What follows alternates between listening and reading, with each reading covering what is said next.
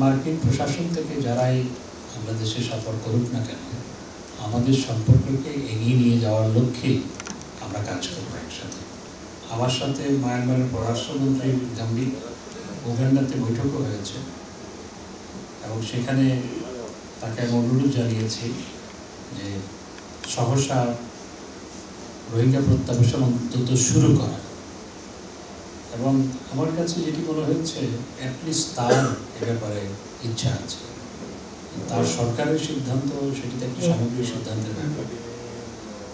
তো আমরা চাই যে অন্তত শুরু হোক, রোহিঙ্গা প্রত্যাবাসন শুরু হোক। হ্যাঁ, এটা সত্য যে আরাকানে এখনকার যে পরিস্থিতি, সেই পরিস্থিতি প্রত্যাবাসনের ক্ষেত্রে একটু অন্তরায় তৈরি করেছে। সেটা যে সঠিক নয় তা নয়, কিন্তু মায়ানমারে গত 50, 60, 70 বছরের যদি ইতিহাস ঘাটেন, সবসময় গণ্ডগোল লেগেছে।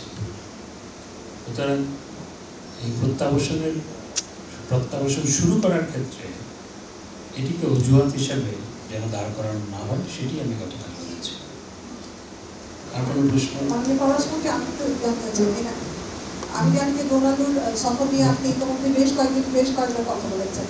আমরা একটু জানতে চাচ্ছিলাম, ডোনাল্ডু যে আসছে, ঢাকা ওয়াশিংটনের সম্পর্ক আগামী 5 বছর 10 বছর কীভাবে হবে সেটি একটি দিক নির্দেশনা নিয়ে তারা আপনারা আলোচনা করবেন। কিন্তু এই সম্পর্ক এগিয়ে নেওয়ার ক্ষেত্রে কিছু তো অস্বস্তি আছে, ভিসা পলিসির মতন র্যাবের উপর নিষেধাজ্ঞা, এই বিষয়গুলো সমাধান ছাড়াই কি এই সম্পর্ক এগিয়ে নিয়ে যাওয়া সম্ভব? এটা কি মনে করেন? মাননীয় মন্ত্রী, আমি এর সঙ্গে একটু চাই, সেটা হচ্ছে এবার বলা হচ্ছে যে এই সফরটি আসলে রাজনীতি থেকেও বড় হচ্ছে গুরুত্বপূর্ণ অর্থনৈতিক আলোচনা বেশি হবে এবং বঙ্গোপসাগরের ব্লক আছে, সেই সেগুলোর বিষয়ে আলোচনার বিষয়ে কথা হচ্ছে জ্বালানি অনুসন্ধান। সেটি যদি একটু আভাস দেওয়া যায় আমাদের যে হ্যাঁ সেই জ্বালানি আলোচনা হবে, তাদেরকে দেওয়া হবে। প্রথমত, মার্কিন যুক্তরাষ্ট্রের সাথে আমাদের সম্পর্ক অত্যন্ত চমৎকার এবং মাননীয় প্রধানমন্ত্রী পরপর 4র্থবারের মতো প্রধানমন্ত্রী নির্বাচিত হওয়ার পর মাননীয় প্রধানমন্ত্রীকে মার্কিন যুক্তরাষ্ট্রের প্রেসিডেন্ট চিঠি লিখে আমাদের সম্পর্ককে নতুন উচ্চতায় উন্নীত করা বা দ্বিতীয় পর্যায়ে নিয়ে যাওয়ার অভিপ্রায় ব্যক্ত করেছেন। সুতরাং মার্কিন প্রশাসন থেকে যারাই বাংলাদেশে সফর করুক না কেন, আমাদের সম্পর্ককে এগিয়ে নিয়ে যাওয়ার লক্ষ্যে আমরা কাজ করব একসাথে। সেখানে অর্থনৈতিক সম্পর্ক আছে, আমাদের নানা ক্ষেত্রে কপারেশন আছে, সেগুলো নিয়ে তো অবশ্যই আলোচনা হবে।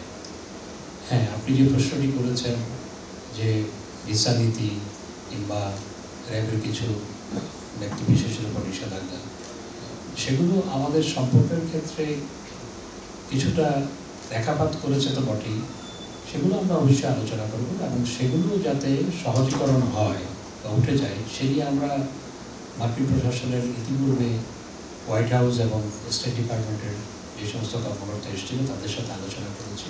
সেই প্রসঙ্গগুলো স্বাভাবিকভাবে আসতেই পারে, তবে আমাদের সম্পর্ক এগিয়ে নিয়ে যাওয়ার লক্ষ্যেই আমরা উভয় দেশ কাজ করছি এবং করব। মাননীয় পররাষ্ট্রমন্ত্রী এইদিকে না, একজন 3বার করলে তো হবে না, মানুষ তো অনেক। দিয়েছি অর্থনৈতিক সম্পর্ক বলতে সবকিছুই ইনক্লুডেড।